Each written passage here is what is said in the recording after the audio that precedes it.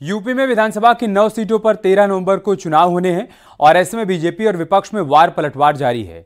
अखिलेश ने मिल्कीपुर को लेकर जहां बीजेपी के डरने की बात कही थी, तो वहीं आज भूपेंद्र चौधरी ने उसका जवाब दिया। इमरान मसूद के भड़काऊ बयान पर भी बीजेपी ने पलटवार किया है।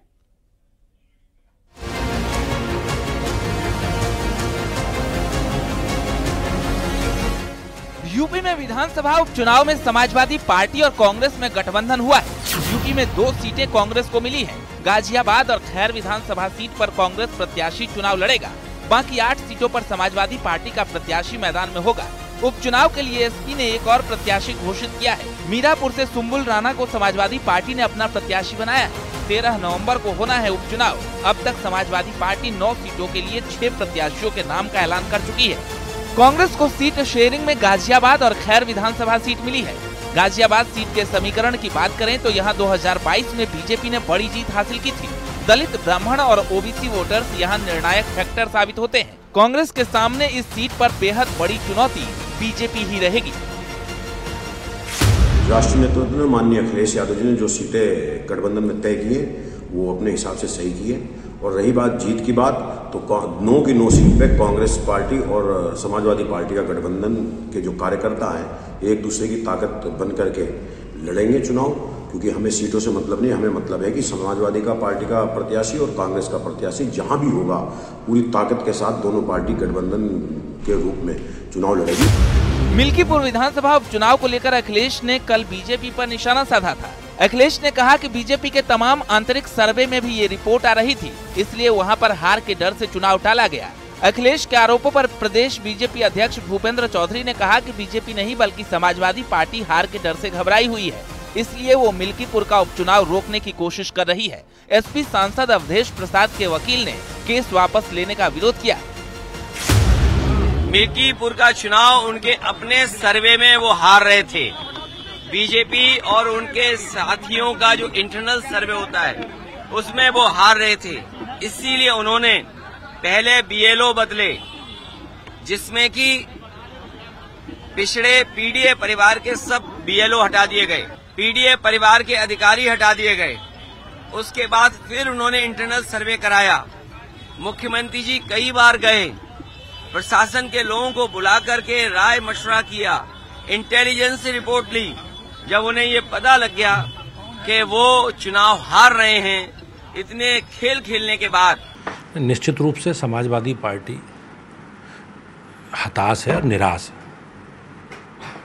और कहीं ना कहीं मिल्कीपुर में चुनाव ना हो इसके लिए प्रत्यक्ष और अप्रत्यक्ष रूप से वो इसका प्रयास कर रहे हैं। आपने देखा होगा कल माननीय उच्च न्यायालय में जिस प्रकार से समाजवादी पार्टी के सांसद अवधेश प्रसाद जी के वकील और उनके अधिवक्ता महासभा के जिस प्रकार से लोग वकील उपस्थित हुए और उन्होंने इस याचिका का वापसी का विरोध किया, वो कहीं ना कहीं ये प्रदर्शित करता है कि समाजवादी पार्टी मिल्कीपुर सहित पूरे उत्तर प्रदेश में जो चुनाव हो रहे हैं उसमें हार अपनी सुनिश्चित मानती है। सहारनपुर से कांग्रेस सांसद इमरान मसूद ने प्रस्तावित वक्फ कानून का विरोध करते हुए भड़काऊ बयान दिया है। उन्होंने मुस्लिम समाज के लोगों से पूछा कि अगर कल मस्जिद नहीं होगी तो नमाज कहां पढ़ोगे, कब्रिस्तान नहीं होंगे तो दफनाए कहां जाओगे।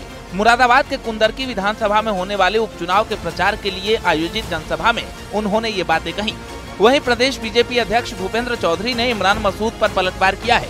उन्होंने आरोप लगाया कि इमरान मसूद जैसे लोग समाज को बांटने वाले बयान देते हैं। उन्होंने एसपी और कांग्रेस पर वोट बैंक के लिए नफरत भरे बयान देकर समाज को बांटने का आरोप लगाया। आपको समझना पड़ेगा कि कल मस्जिद नहीं होगी तो नमाज कहां पढ़ोगे, कल कब्रिस्तान नहीं होगी तो दफनाए कहां जाओगे, कल ये खानकाहें नहीं होगी तो कहां बैठ करके मजलिसें होंगी, ये इमाम बाड़े नहीं होंगे तो कहां बैठ करके मुहर्रम की मजलिसें करने का काम करोगे।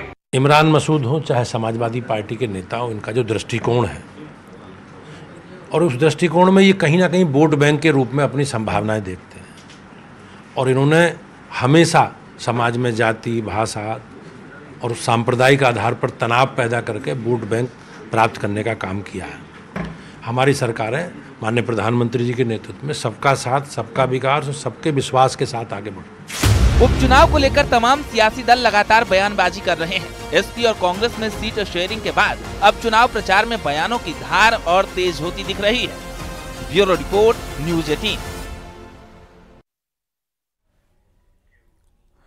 प्रियंका गांधी के वायनाड से चुनाव लड़ने पर मंत्री दिनेश प्रताप ने टिप्पणी की है और इस पर सियासी बवाल थम नहीं रहा। एनएसयूआई कार्यकर्ताओं ने गौतमपल्ली स्थित आवास पर पहुंचकर प्रदर्शन किया और मंत्री से माफी की मांग की। पुलिस ने कई कार्यकर्ताओं को हिरासत में लिया। बता दें कि मंत्री दिनेश प्रताप ने प्रियंका गांधी के वायनाड से चुनाव लड़ने पर तंज कसा था। उन्होंने पोस्ट किया था कि अंततः लड़की लड़ नहीं पाई और भाग ही गई, जहां लड़ना नहीं पड़े बूढ़ी जो हो गई।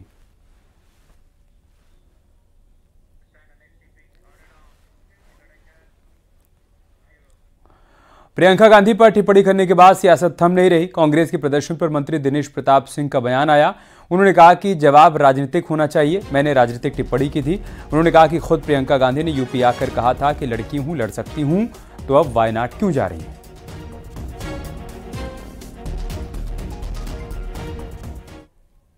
राजनीतिक व्यक्ति अपने दल की नीतियों के हिसाब से काम करता है तो राजनीतिक व्यक्ति दूसरे दलों को राजनीतिक काम ही करने चाहिए। मैंने तो राजनीतिक टिप्पणी की थी अथवा राजनीतिक सवाल किया था, तो राजनीतिक सवाल का जवाब राजनीतिक होना चाहिए। लेकिन कानून को हाथ लेना, अनावश्यक